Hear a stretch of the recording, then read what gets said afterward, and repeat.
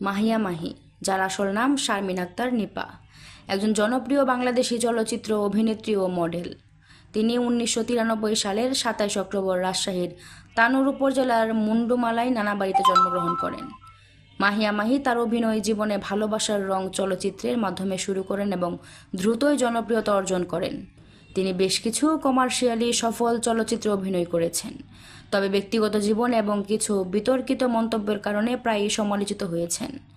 2012 সালে ভালোবাসার রং চলচ্চিত্রের মাধ্যমে তার চলচ্চিত্রে আগমন ঘটে। এরপর অগ্নি, ঢাকা অ্যাটাক, জান্নাত সহ বেশ কয়েকটি জনপ্রিয় চলচ্চিত্রে অভিনয় করেছেন। তিনি 2016 সালে পারভেজ মাহমুদ অপুকে বিয়ে করেন এবং 2019 সালে তাদের বিবাহ বিচ্ছেদ হয়। এরপর তিনি 2021 সালে রকিব সরকারকে বিয়ে করেন।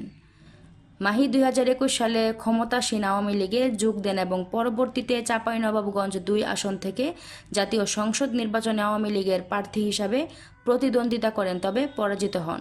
ব্যক্তিগত জীবন এবং কিছু মন্তব্যের কারণে মাহি প্রায়ই সমালোচিত হয়েছেন।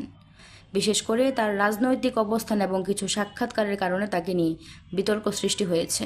বর্তমানে তিনি চলচ্চিত্র এবং অন্যান্য মাধ্যমে সক্রিয় রয়েছেন। মাহিয়া মাহি তার অভিনয় দক্ষতা ও সৌন্দর্যের জন্য পরিচিত, তবে বিতর্কিত মন্তব্যের কারণে প্রায়ই সমালোচিত হন।